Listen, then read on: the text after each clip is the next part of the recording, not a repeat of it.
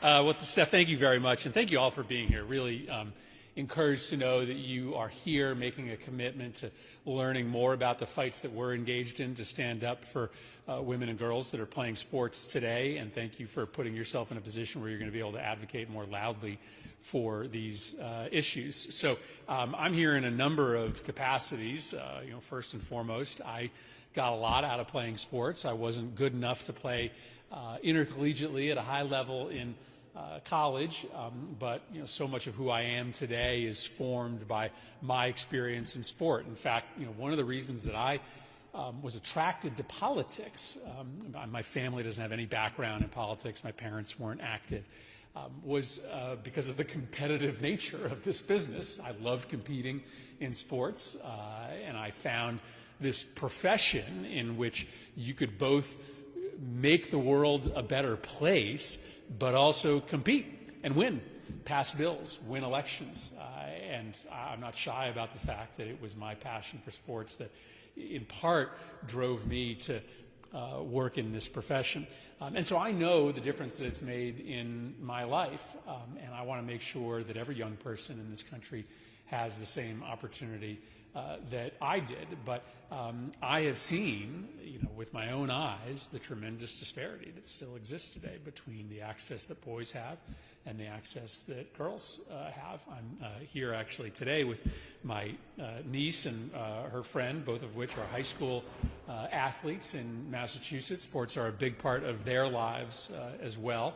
We have come a really long way from when I was a high school athlete, and we were absolutely spending a lot less on girls' sports. We still have a really long way to go. And so I think you guys have gotten a little bit of education today in the legislation that we are introducing again, the Fair Play for Women Act. My interest in a lot of times a piece of legislation is stirred by one specific news story. And while I've been interested in this topic for a long time, I, like a lot of people in this country, paid attention a few years ago when a secret video was taken at the NCAA basketball tournament of the women's weight facilities, which were just unacceptably meager compared to what the men were given. And it was just a very visible example of the different treatment that women and men get, even at the highest level of college sports.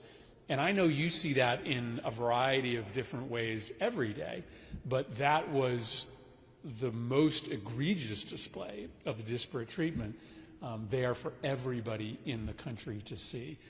So I got to work after that to try to figure out what was going on and how we could fix it. And I found out that the Title IX rules don't actually apply to these tournaments, and so we needed to fix that.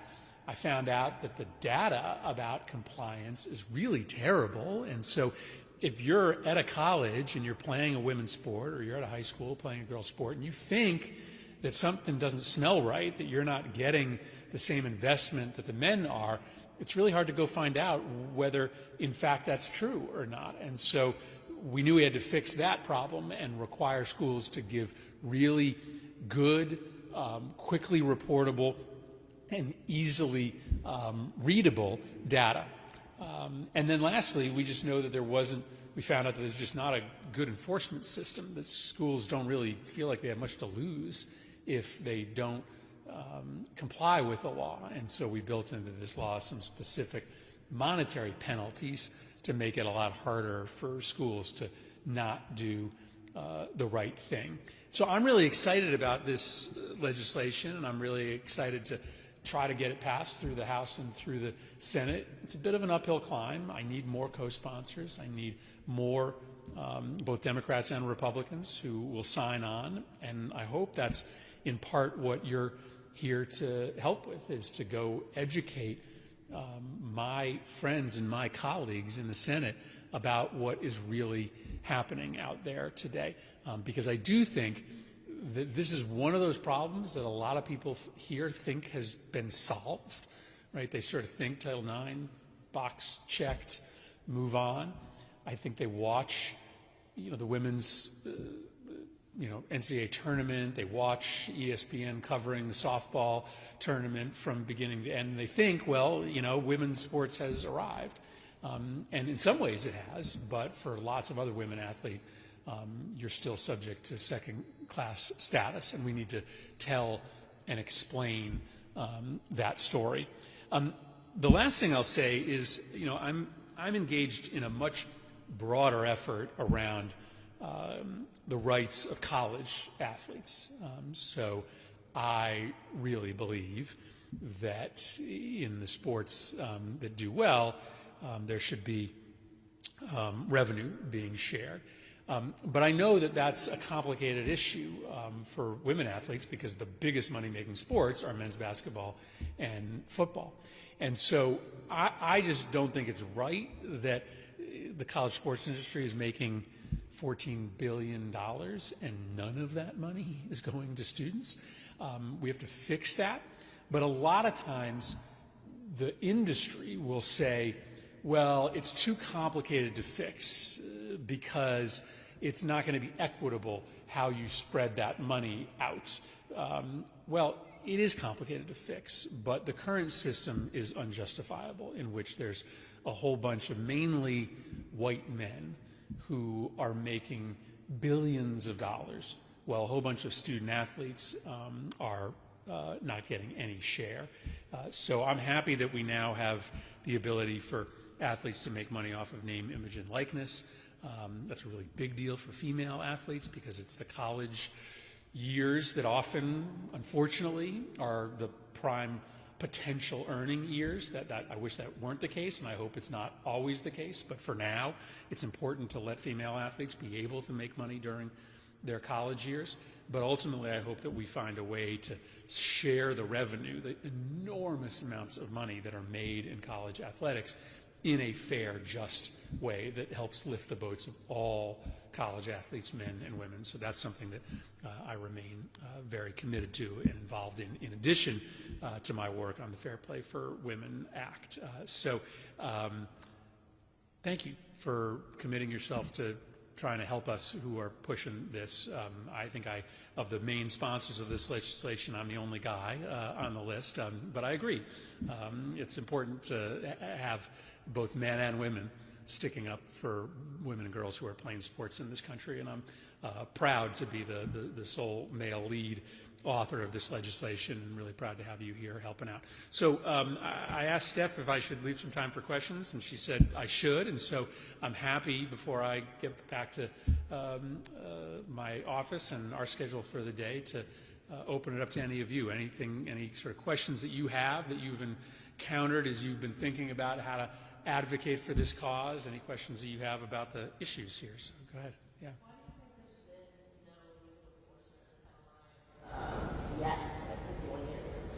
Yeah, I think I don't know all the reasons for that, but I think the solution that I've come up with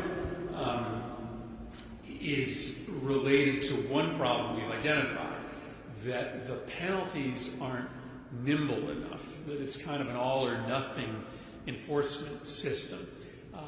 And so it just makes sense to give the federal government the ability to levy smaller penalties instead of coming after the entire program or disqualifying a sport. You also want to be in a position where if there's a problem, it's not the athletes that get punished, right? And these athletic department budgets are enormous, and so a relatively small monetary penalty wouldn't hurt the athletes, but it would be pretty embarrassing for the program and the college, and sort of potentially very quickly correct their behavior. So I think part of the reason that we haven't seen more enforcement is that we haven't had a penalty system that is right-sized and is nuanced enough for the problems that we're trying to solve. Yeah. What's the best way for student athletes to get in front of their senators and have their voices heard? Yeah, it's a good it's a good question. Well, I mean, creating a relationship with staff is important. That's one of the easiest things you can do, is find out who the staff person is in these Senate offices that work on Title IX issues, and develop just an email or text relationship with that staff member. That's probably the first and most important thing that you can do. When we're back in our states, we love traveling around and meeting with our constituents, and we love it when people organize stuff for us, right? Because that way we don't have to do it ourselves. I've got a small group of staff, and they're always busy organizing forums and roundtables. You could offer to your congressperson or your senator to say, maybe on an anniversary date, a date, one of the days that we celebrate the passage of Title IX, or a day relative to a women's sports accomplishment in your state, that you'll organize a roundtable with female athletes to talk about the progress we've made and the progress we still need to make. And I think framing it, for senators that are not on this bill and maybe still need a little bit of education, I think framing these events and framing the discussion, both as a celebration, right, and as a conversation about work to come, makes the space a little friendlier and a little bit easier for a member of Congress to enter into. But I think you'll find more affirmative responses than you may think if you were to try to organize something like that back in a state or back in a congressional district. I was just wondering how hearing the voices of student athletes has shaped your work as a senator. So I think it's really critical, and I don't think we have enough athlete voices in this discussion right now. And so for me, it's absolutely critical to understand what's important and what's not important to student athletes. And so with the folks that are most active on these issues, just insist on being at the table. There are a lot of very influential former college athletes, and we listen to them, but their voice can't substitute for the voice of college and high school athletes. Another, I think, tactic that you can have is to do what you're doing here, join forces with your fellow athletes to speak together and to speak jointly, to send a joint letter to members of Congress, to organize a joint Zoom with a staff member, right? Don't do it by yourself. Try to join together with other athletes when you're talking to staff or when you're talking to the member. But yeah, the voices of athletes, to me, is what guides all of this work for me.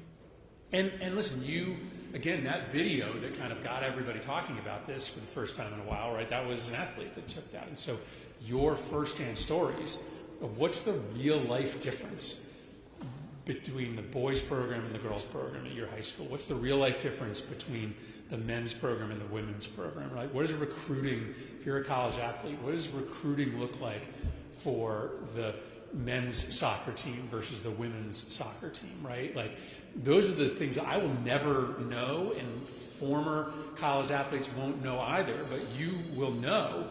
You know what? They're authorizing the women's soccer coach to take 3 trips a year to recruit, and they're authorizing the men's soccer coach to take 20 trips to recruit. Like, that's the kind of inside information that only the athletes will really have. And when you pick up on that intelligence, you need to get it to your champions, to me and Alma and Lori and Susan and others. So, all right, thank you guys, appreciate it. Thank you very much.